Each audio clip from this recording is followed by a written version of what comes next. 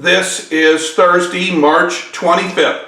Now, yesterday we learned that a German submarine is going to sink the the passenger ship Lusitania. Over 1,000 lives will be lost. 100 of them are Americans. President Theodore Roosevelt and many in Congress are going to call for Wilson to declare war. Wilson does not.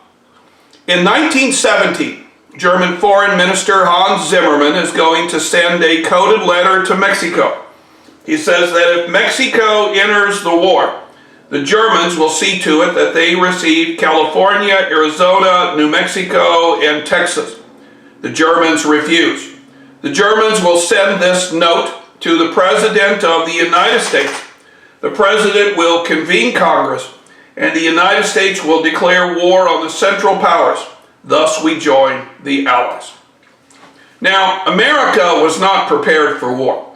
The American Army was very small. And the first thing we had to do is we had to draft men, train men, and ship them across the sea. We're probably talking about a year.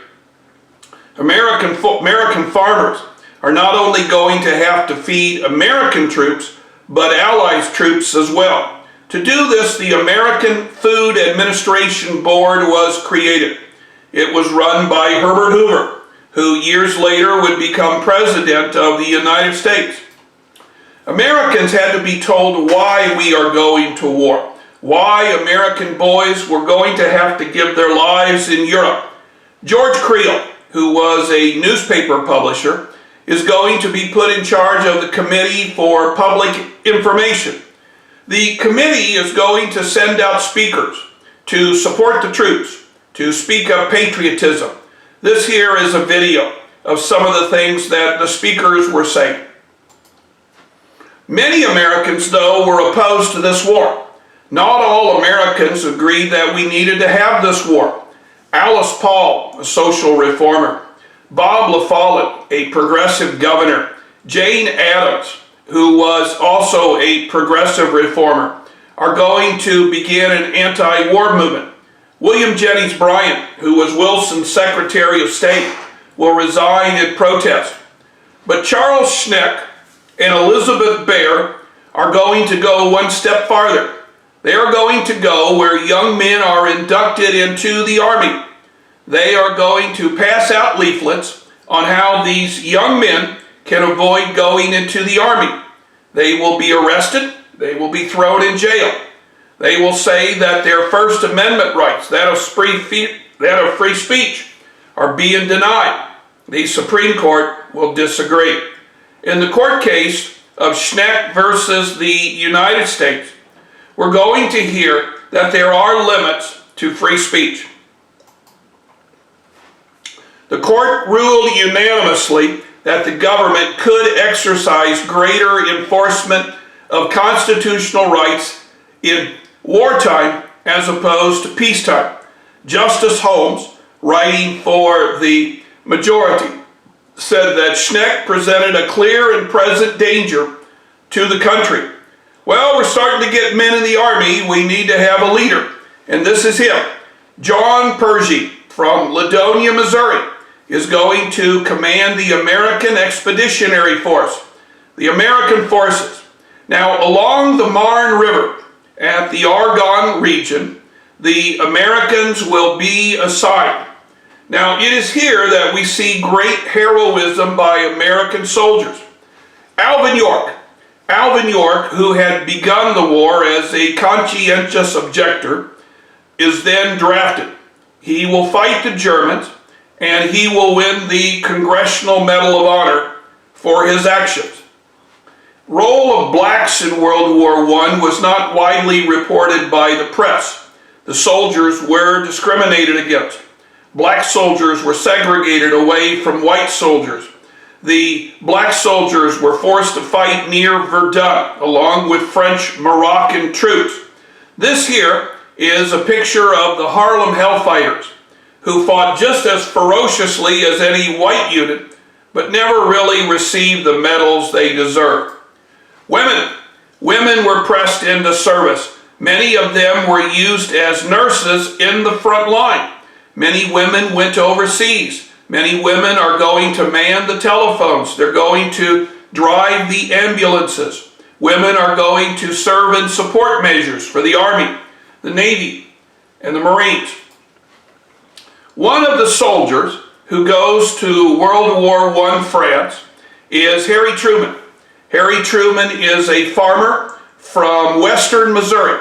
Harry Truman is given command of an artillery unit, Battery D as in dog. And it is there that Truman is going to win the respect of those men under his command.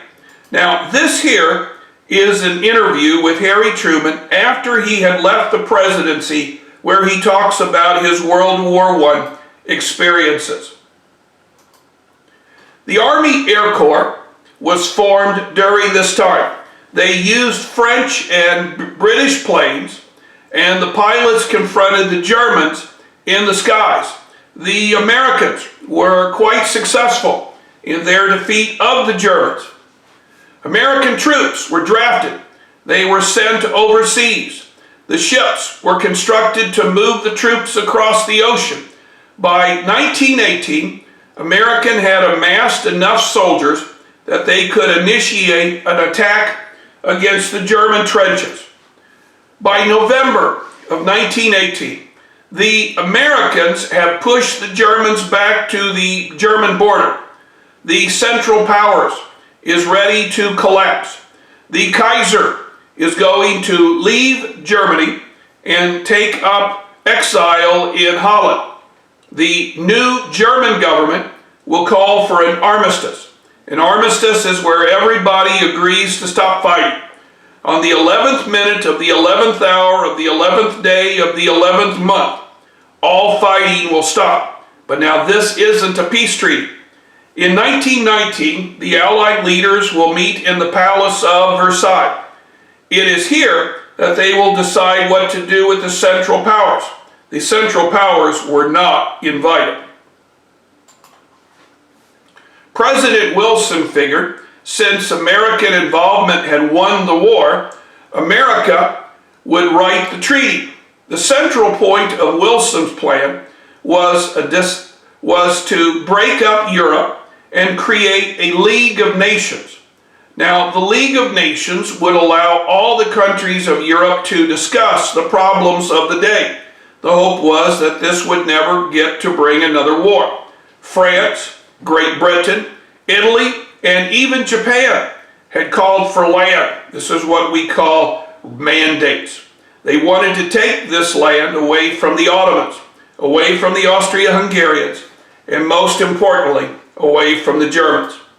In the end, the conference was dominated by the leaders of France, Great Britain, Italy, and the United States.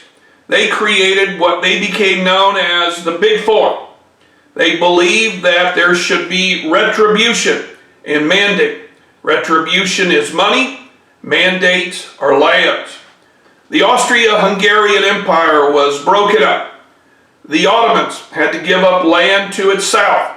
The Germans were forced to give up land on the edges. Wilson continued to press for a League of Nations, a body composed of all countries who would act against the aggressor. The Big Four agreed and the League was formed. Germany was forced to pay huge amounts of money, but this did not satisfy the pain and suffering of the Allies. This is a breakdown of the Treaty of Versailles. The American Constitution requires that the United States Senate approve the treaty. Led by the Republicans, led by isolationists, the Senate refused. Wilson will go on a campaign to drum up support.